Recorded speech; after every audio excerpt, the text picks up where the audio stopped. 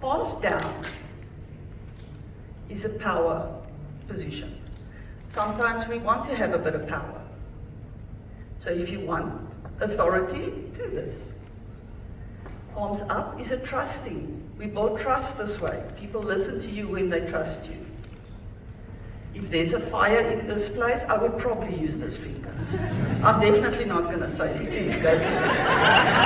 I'm definitely going to use this finger. Very seldom do you use this finger unless you're really angry. When you're angry and you're using this finger, just remember the person you're screaming at is not hearing you because their brain is shut down. They've said no. We know that this is a power. There's an actual fact, 4 times more power in the hand facing down than up. Think of the historical figure, Adolf Hitler. It was a frightening. What would he have looked like? This is power. This, nobody would have followed him. Just think about, what are you doing? How are people responding to you? Are they interacting with you? Are they listening to you? Are they difficult? It could be your wife, your husband, the kids, the co-workers. How we communicate non-verbally helps us verbally. We need to understand how to use this. Today I'm just talking to you about the hands and a little bit about the feet. There's still a whole body that is involved in this. So we do need to understand that if you use just what I've taught you today, already your communication skills will be better. There's another thing I want to show you guys. There's a psychology to this thing. We all know that, so. If I stood up here and I held my phone in my hand, wasn't ringing, wasn't pinging, but my phone is in my hand, what is it telling your brain? You're not the most important person right now. This thing is. Now, I love my phone, make no mistake. It is a bit of a pain too. Psychologically, when you are speaking to someone and you have this in your hand, their brain immediately says, I'm not important enough. So you are making them feel, it's about how you make people feel. You're making them feel like they are not important. And it's not polite even just to turn it around. That's also. And how many of you go to meetings where every single person has their phone on that? That's wrong. I don't want you guys to use the phone. Put it in your bag, leave it in your office. Psychologically, you are sending a message. I've watched parents in shops where children are trying to speak to their parents and the parent is on the phone. They are dismissing the child, still talking to the child, but on the phone as well, never making eye contact. Our phones is becoming a problem.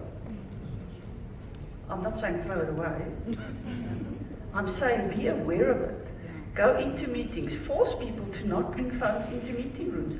Force people to look at each other, to look at facial expressions. Body language is about your gestures, your posture, facial expressions, eye contact. You heard skin-on-skin handshakes. Shake people's hands. COVID was a terrible thing for me because they say no touch. It was weird because I realized how much oxytocin was going. No wonder people were going into such depressed states. But they were also not making eye contact. Eye contact releases the same oxytocin hormone that we do when we touch hands. So it's important that we do. Meetings can become boring. We need to make sure that we make the people in our presence feel heard and understood. That way you become better at communicating. Communication is persuasion, bottom line. You want to persuade someone to go on a date, change the numbers. No, they don't want to change no numbers. Accept your proposal. It's all about persuasion. So a lot of people can say body language. When you actually start learning about this, you can persuade people to do anything. Literally, I can. I oftentimes look at people and I'll think, it's so easy to manipulate you right now. I don't, because I have an ethical dilemma in my head all the time. I can persuade people easily. We are so gullible, it's frightening. If you just start by changing the way you work with your hands, you will already be better at communicating than 90% of the people. Is there any questions you would like to ask me? Okay, let's go. Yes, talking about the cell phone, like now, I was taking notes, and in everything else I've been taking notes, but I take notes on my cell phone. It's just easier. It is, yeah, I agree. And having said that, every time I do it, I am conscious about what it looks like. Thank you. But having said that, it's the world that we live in right now. And so I'm wondering how you would address that and what you feel about that. So, taking notes, I 100% understand that. I used to record on my phone or on my iPad. I would just record but put it down. But when we understand, what is it you want to achieve? Is it really important that you catch every word? Is it, or can you listen and show that person respect? Because that's really what it is. When we start drifting, we don't listen to everything. We become conscious of this thing. So it does make a difference. It's depending on what you feel you need. I would record on my iPad and just put it down. Put it under the table if you have to. You're saying there is a place for it? There is a place for it. Look, there is. But you've got to decide, what is your aim? What do you want to build trust? Do you want to build rapport? Do you want to make that person feel good? Or is it not that important? What are the key body language things we should be looking for or be conscious of in remote meetings? Oh, wonderful question. Thank you. So, how many of you have had these weird, these weird interactions where they are remote and they're looking over there, or they're looking over there? It's awful. It's awful. The best thing you can do is, while you are speaking, look straight at your camera. Because when you look at your camera, the person who's looking at you, it feels to them like you're looking at them. Don't look at their picture. I know we want to look at them when we speak to them. But when you look that way, you're not making eye contact at all.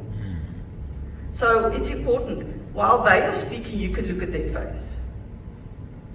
But if you can, try and have your eyes straight at your camera, because it makes them feel heard. I watched a judge the other day, 2 advocates and a judge, and nobody was looking at the screen. They were all over the place, and I thought, what a strange interaction. You know, it's a weird interaction. So important to look at the screen while you are speaking. Everyone, my name is Davo. You've touched about the feet, you've touched about the hands. Can you touch about a hug, giving a hug? Oh, hugs are wonderful. Hugs are wonderful. South Africans love to hug. Yep. We love hugging. There's a time and place though. Not everybody wants to hug, but we do love hugging.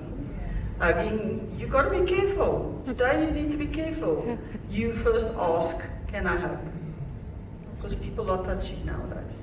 You can get yourself into some serious trouble by just hugging. But a hug is good. Our bodies crave that. Although some people don't.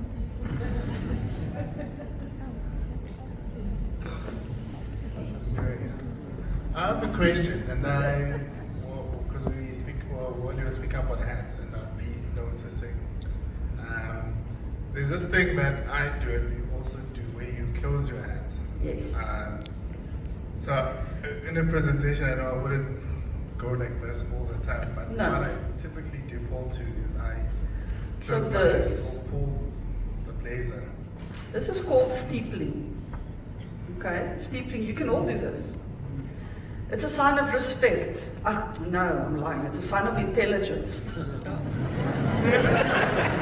See, so when we do this, we can practice this. This is also calming you. If you are nervous, you can touch your hands like this, and it'll calm you.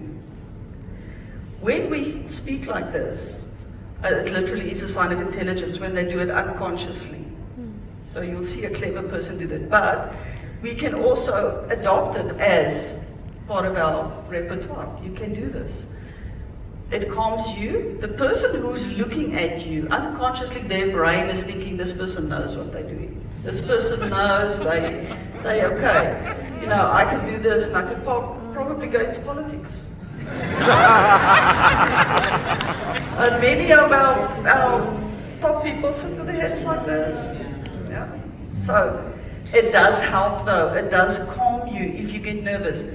If you touch this little thingy there, if you're nervous, this also calms you. So we also teach human lie detection.